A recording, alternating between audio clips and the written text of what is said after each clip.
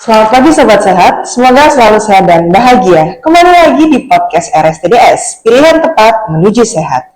Saya Novila, selaku host pada episode kali ini. Pada kesempatan kali ini, kita akan sharing dan berdiskusi santai terkait dengan kesehatan mata, yaitu terkait dengan computer vision syndrome atau gangguan penglihatan akibat paparan layar digital.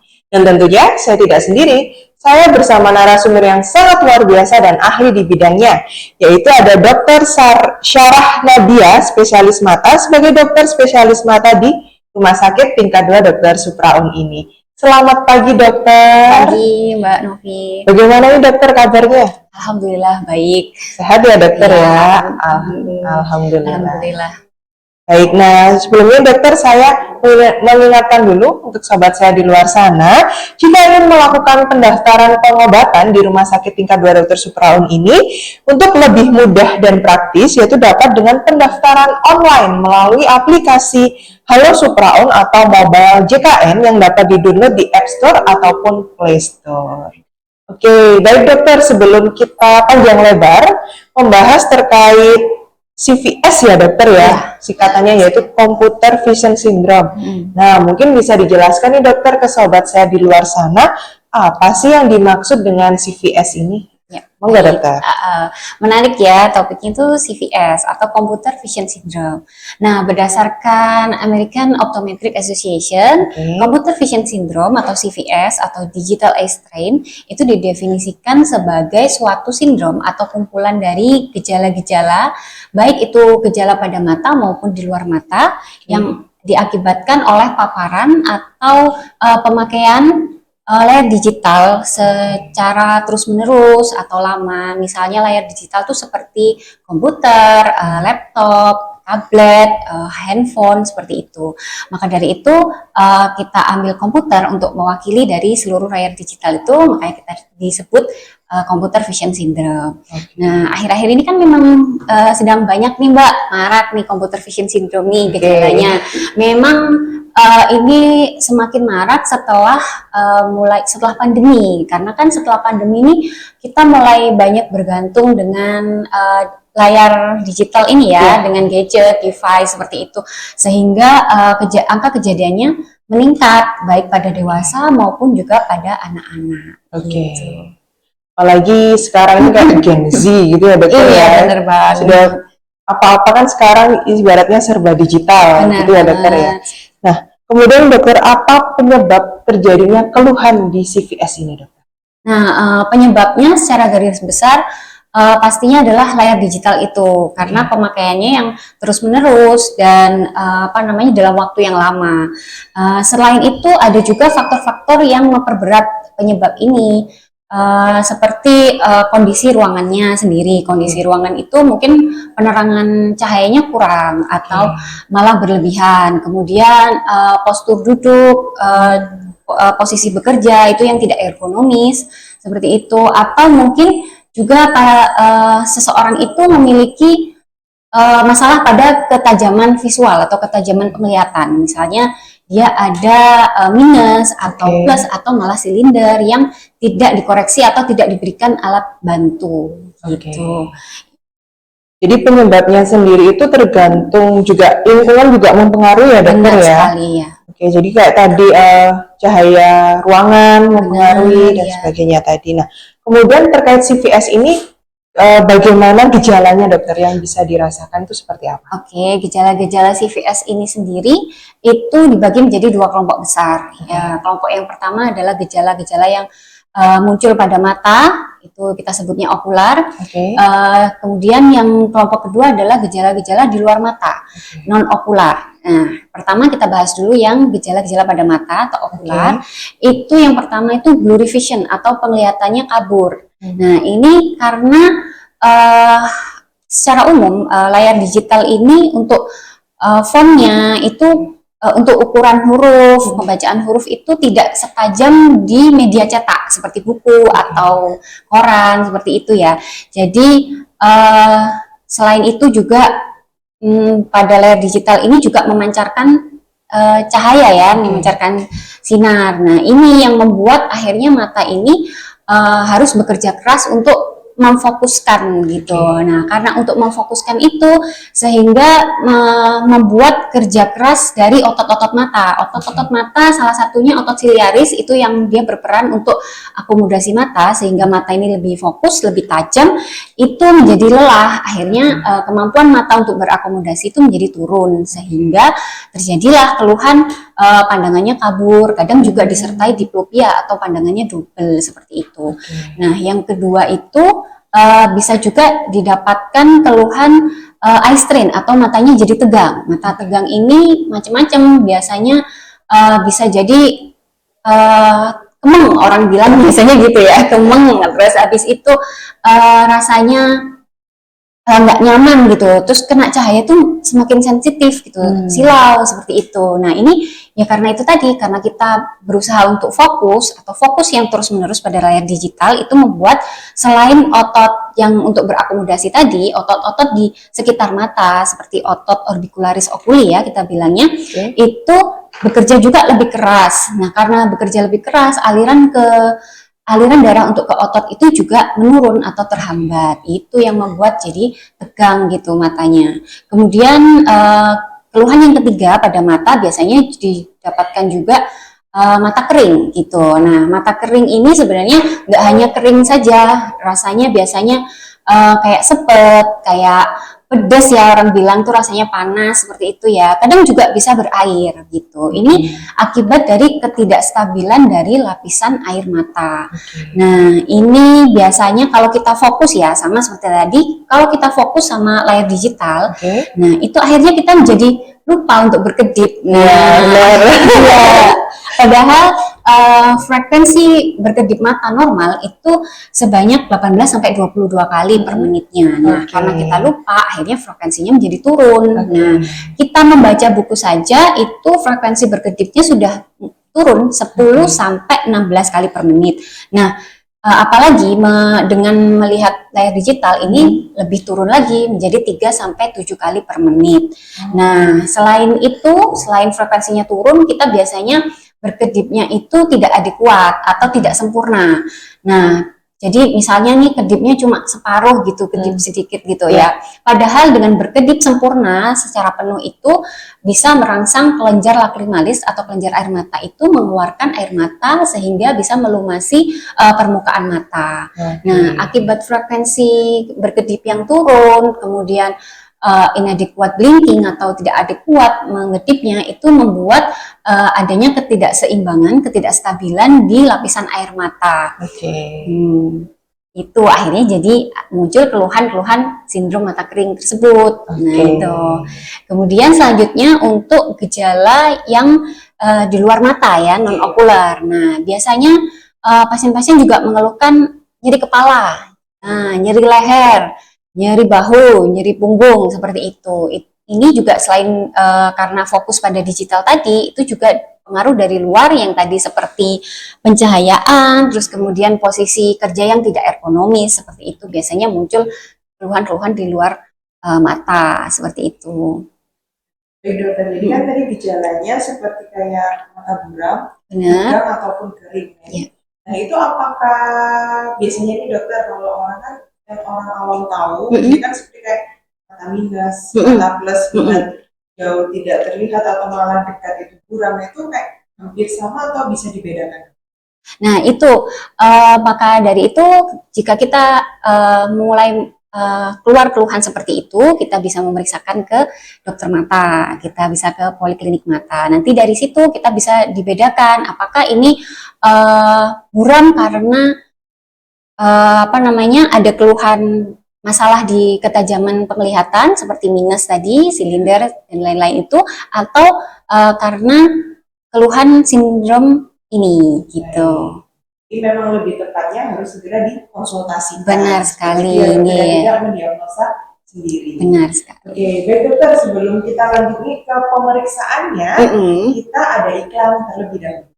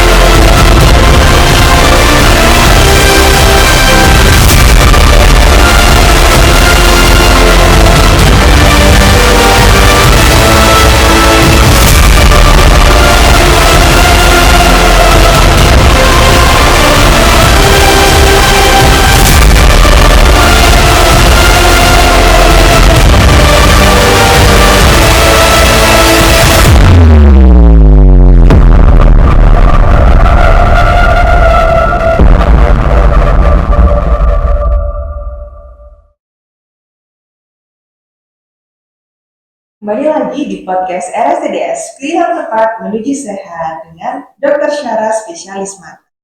Baik dokter, saya lanjutkan ya dokter. Jadi kan kita sempat akan membahas terkait dengan pemeriksaannya. Nah ini dokter, apakah pemeriksaan pasien dengan CVS ini bisa dilakukan di poliklinik mata? Benar. Di poliklinik mata ini seperti yang tadi sudah disebutkan. Jadi untuk mengetahui ini perbedaan, apakah ini hanya mata minus atau ini adalah hanya CVS ini sendiri. Nah, ini kita perlu melakukan pemeriksaan mata. Nah, pemeriksaan mata pastinya kita yang awal ada tahapan-tahapannya, step-stepnya. Nah, tahapan yang pertama pasti kalau pasien ke poliklinik mata, kita akan menanyakan hal-hal yang terkait keluhannya. Nah, keluhan utamanya apa? Kemudian keluhan-keluhan yang menyertai apa? Selain itu, yang paling penting juga kita harus menanyakan riwayat sosial, riwayat pekerjaan. Jadi, misalnya di rumah sehari-hari apa aktivitasnya? Kemudian untuk pekerjaannya apa gitu, apakah sehari-hari dia harus berhadapan dengan laptop, komputer gitu ya, seperti pegawai-pegawai kan sekarang harus dituntut lebih maju ya, harus menggunakan komputer, seperti ini memasukkan data pasien harus melalui komputer, seperti itu. Apakah dalam sehari-hari pekerjaannya lebih banyak atau lebih sering menggunakan komputer gitu, atau juga ibu-ibu di rumah yang memang tidak bekerja tapi mungkin di rumah melihat HP seperti itu, atau misalnya dia jual beli online kan harus menggunakan handphone seperti itu ya. Nah, itu kita harus menanyakan lebih detail seperti itu. Selain itu, kita juga tahapan yang kedua, kita memeriksakan ketajaman visualnya tadi, tajam penglihatannya. Nah, kita memeriksa tajam penglihatan itu harus kita periksakan apakah pasien ini masih normal atau dalam batas normal atau sudah mulai ada penurunan tajam penglihatannya gitu. Umumnya memang penderita computer vision syndrome ini tajam penglihatannya masih dalam batas normal gitu. Tapi juga ada beberapa pasien yang memang sudah mulai ada penurunan tajam penglihatan. Nah, itu setelah itu baru kita ketahui tahapan selanjutnya. Kita lihat apakah penurunan ini karena adakah minus, adakah plus, tadi ya, ataukah astigmat atau silinder, ataukah malah rabun mata tua atau presbiopia gitu. Kita harus periksakan itu, kita cobakan lensa-lensanya, mana yang lebih cocok, mana yang bisa membantu untuk menjadi lebih tajam, seperti itu.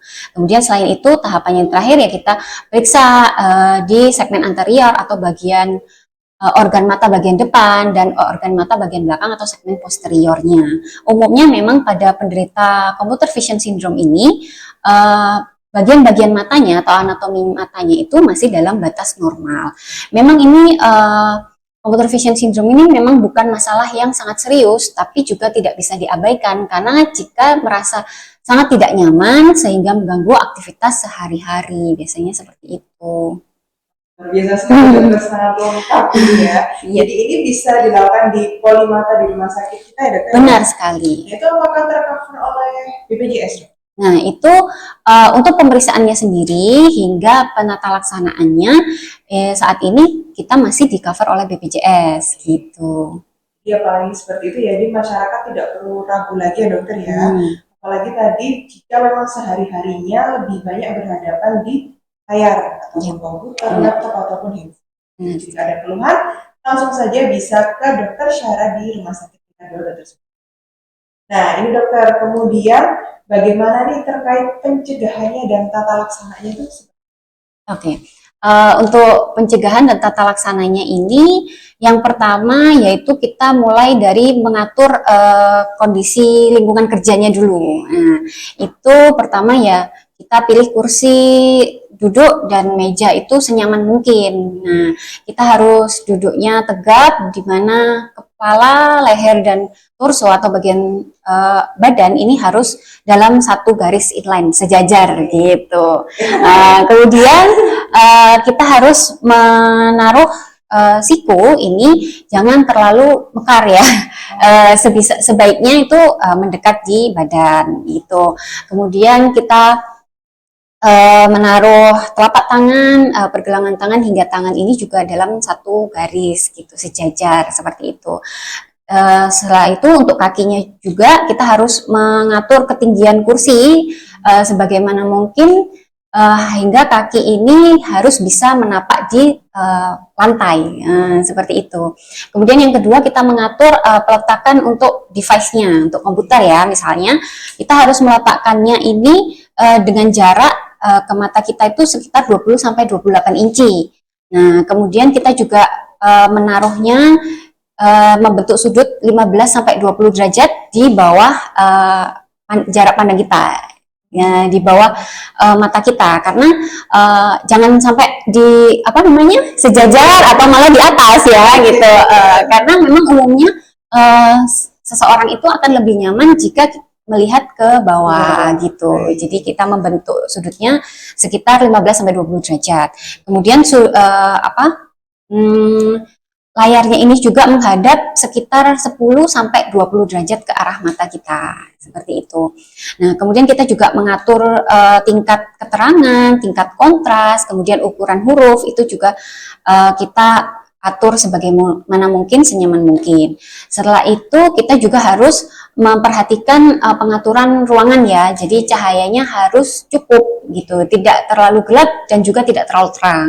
Terus kita juga usahakan tidak menghadap secara langsung ke cahaya, ke sumber cahaya, atau malah membelakangi, seperti itu. Kemudian pencegahan dan tata laksana yang kedua itu kita pastinya harus memperbaiki kebiasaan ya. Nah, seperti yang tadi itu misalnya kita fokus secara terus-menerus ke layar digital, kita harus mengusahakan ada break atau istirahat gitu ya. Minimal setiap 2 jam setelah kita paparan dengan layar digital, itu kita harus istirahat selama 15 menit. Nah, kemudian di sela-sela itu kita juga harus menerapkan rule 20-20-20 atau aturan 20-20-20. Maksudnya apa? Nah, itu maksudnya setiap 20 menit kita harus istirahat selama 20 detik dengan cara melihat suatu objek di jarak 20 kaki. Begitu. Nah, gampangannya setiap 20 menit kita harus istirahat dulu selama 20 detik dengan cara melihat jauh seperti itu. Karena dalam 20 detik itu kita bisa merelaksasikan mata agar bisa kembali fokus seperti itu. Nah, terus kemudian kita juga mulai membiasakan untuk sering berkedip ya, seperti tadi, kedip dengan sempurna agar bisa terlumasi permukaan mata kita. Nah, seperti itu. Kemudian tata laksana yang ketiga, kita pastinya kalau seperti yang tadi disebutkan, kalau ada pasien yang ternyata memang ada mata minus atau plus atau silinder, kita harus segera koreksi atau memberikan alat bantu seperti kacamata atau soft contact lens seperti itu. Karena memang dengan pemakaian alat bantu itu membantu meringankan mata kita untuk berfokus gitu. Terus kemudian yang keempat adalah jika ada keluhan yang seperti sindrom mata kering tadi, kita bisa memberikan artificial tears atau tetes air mata buatan untuk melumasinya. Jadi kita menjaga keseimbangan lapisan air mata tersebut gitu. Menarik sekali dokter, ini kayak saya merasa banyak dikoreksinya ya. Jadi, apalagi ini biasanya kalau udah pegang HP sambil tiduran. Iya benar. Jadi posisi nyaman.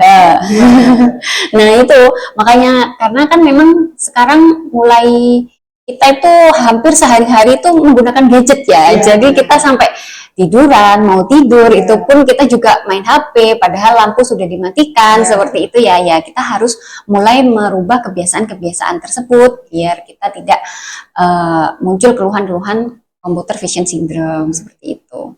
Ini dokter, sepertinya nih kayak zaman sekarang kan kayak kacamata pun sudah macam-macam ya dokter ya. Benar-benar. Misalnya kak ada yang anti UV, kemudian anti radiasi, terus biasanya ada yang misalnya di tempat terang jadinya ikut gelap. Itu bagaimana dokter? Apakah membantu? Nah itu benar. Itu memang banyak sekali pertanyaan seperti itu ya. Apakah kacamata radiasi itu membantu ya? Sebenarnya kacamata radiasi sendiri itu kan macamnya banyak ya. Yang biasa dipakai itu memang ada 2. Kacamata radiasi dari sinar UV. Nah, dan kacamata radiasi dari blue light. Nah, kalau dari sinar UV itu kan memang paparannya dari matahari ya. Nah, ini biasanya kacamatanya memang ada perubahan warna jika dari dalam ruangan atau gelap ke luar ruangan atau terang. Biasanya dia akan berubah warna menjadi abu-abu. Kemudian memang dia akan lebih optimal digunakan di luar ruangan. Jadi saat pagi atau siang hari itu memang dia lebih optimal untuk dipakainya. Nah, sedangkan untuk kacamata radiasi blue light itu kan yang biasa sinar ada dari layar digital ya. Itu memang dia fungsinya untuk melindungi dari pancaran layar digital gitu.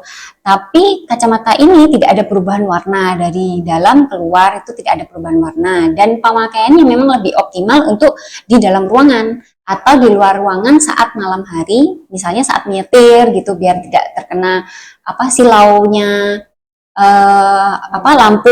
lampu kendaraan seperti itu. Sama seperti anti glare itu ya, filter di layar itu kan biar tidak silau langsung ke mata. Namun berdasarkan American Ophthalmology Academy itu memang belum ada ditemukan bukti yang kuat ya bahwa blue light ini merusak mata gitu, sehingga mereka tidak merekomendasikan kacamata khusus untuk pekerja-pekerja komputer seperti itu. Berarti lebih ke membantu menangkal cahayanya. Benar, sehingga tidak silau dan seperti tadi saya bilang, jadi mata ini tidak capek gitu. Luar biasa sekali dokter. Karena kita sudah di penghujung acara. Semoga silakan jika ada closing statement atau pesan nih yang ingin dokter sampaikan untuk sobat sehat di luar sana. Ya, bagi sobat sehat yang merasakan ada keluhan-keluhan seperti tadi telah dijelaskan atau keluhan lainnya, bisa datang ke Poliklinik Mata RST Supraon di jadwal Selasa, Kamis, dan Jumat dengan saya Dr. Syarah, spesialis mata, atau di jadwal lainnya dengan dokter yang lain. Luar biasa sekali. Terima kasih Dr. Syarah atas informasi dan sharing yang diberikan. Semoga bermanfaat untuk sobat sehat semuanya. Amin. Baik, untuk sobat sehat semuanya, jika ada kritik, saran, pengaduan, bisa melalui nomor pengaduan yang tertera di channel YouTube website Rumah Sakit Tika Dr. Supraon. Sekian episode podcast kali ini. Selamat siang dan sehat selalu.